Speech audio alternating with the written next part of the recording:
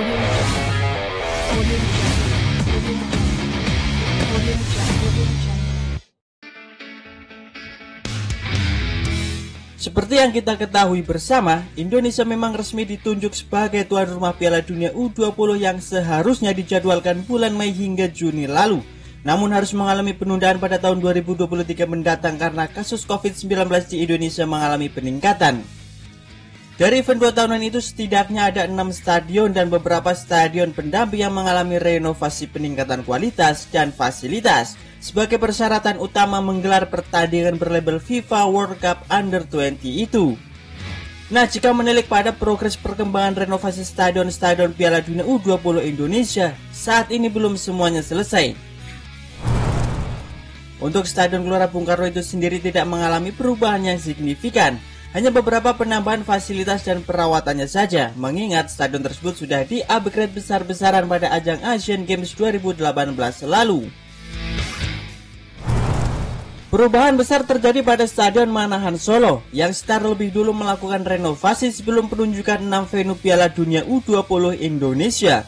Perubahan signifikan terjadi pada sektor tribun, lintasan atletik, lapangan, serta penambahan atap stadion, fasad stadion dan peningkatan lampu stadion dan beberapa fasilitas penunjang lainnya yang menghabiskan anggaran 300 miliar. Saat ini stadion tersebut sudah 100% selesai dan telah resmi beroperasi, bahkan beberapa waktu lalu sempat digunakan untuk venue Piala Menpora. Selebihnya tinggal melakukan perawatan berjenjang agar kualitasnya tetap terjaga.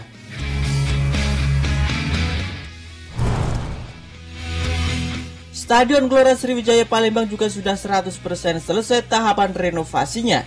Lintasan atletik yang dulunya hanya berupa tanah gravel, kini bertransformasi menjadi lintasan atletik berstandar IAAF atau International Association of Athletic Federation. Atap stadion dan kursi tribun dicat ulang menjadi warna gradasi merah putih, membuat stadion ini terkesan jauh lebih enak dipandang dari sebelumnya. Butuh anggaran 30 miliar lebih untuk melakukan perubahan itu dan penambahan beberapa fasilitas penunjang. Dalam kurun waktu kurang dari 5 tahun terakhir, Stadion Gelora Sriwijaya sudah 2 kali mengalami renovasi, yang dimana pertama kali dilakukan untuk persiapan Asian Games 2018 lalu dengan anggaran 250 miliar.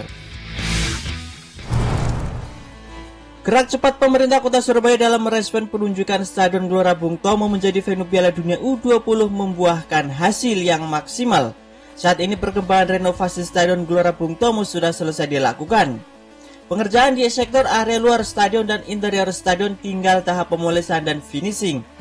Perubahan mencolok terjadi pada area tribun dengan mengganti kursi single set warna gradasi serta pengecatan bakar pembatas dan bangunan fisik stadion. Peningkatan kapasitas lampu stadion. Untuk lapangannya sendiri tinggal melakukan perawatan berjenjang. Secara keseluruhan mulai dari infrastruktur dan fasilitas penunjang, pemerintah kota Surabaya menyiapkan anggaran 100 miliar untuk menyambut event 2 tahunan itu guys. Renovasi Stadion Kapten Iwayan Dipta sebenarnya sudah dimulai sejak sebelum stadion tersebut dipilih untuk venue Piala Dunia U20 Indonesia yang dilakukan oleh manajemen Bali United. Namun hanya penambahan tribun dan beberapa fasilitas.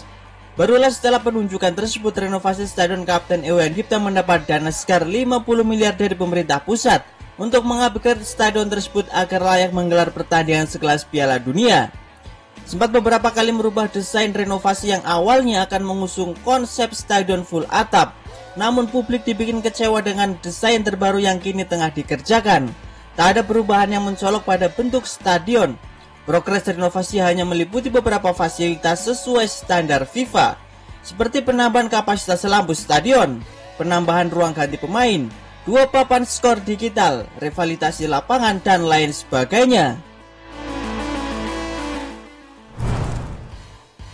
Nah, sedangkan pada proses renovasi Stadion Jalak Harupat nampaknya hingga kini belum ada progres yang signifikan, padahal anggaran yang sudah disiapkan oleh pemerintah kota Bandung sekitar 109 miliar.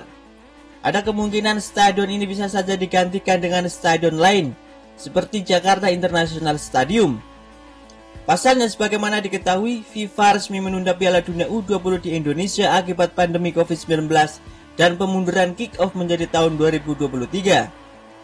Kepala Divisi Sekretaris Perusahaan Jakpro, Nadia Dibo Sanjoyo mengatakan, ini menjadi kesempatan bagi JIS untuk mempersiapkan diri lebih matang sebagai arena turnamen bergengsi tersebut.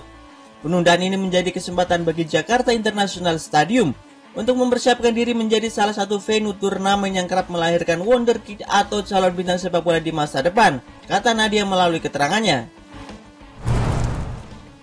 Nah, adanya event besar sekelas Piala Dunia ataupun event-event internasional lainnya tentunya berdampak besar pada peningkatan infrastruktur, fasilitas maupun kualitas venue di suatu daerah penyelenggara.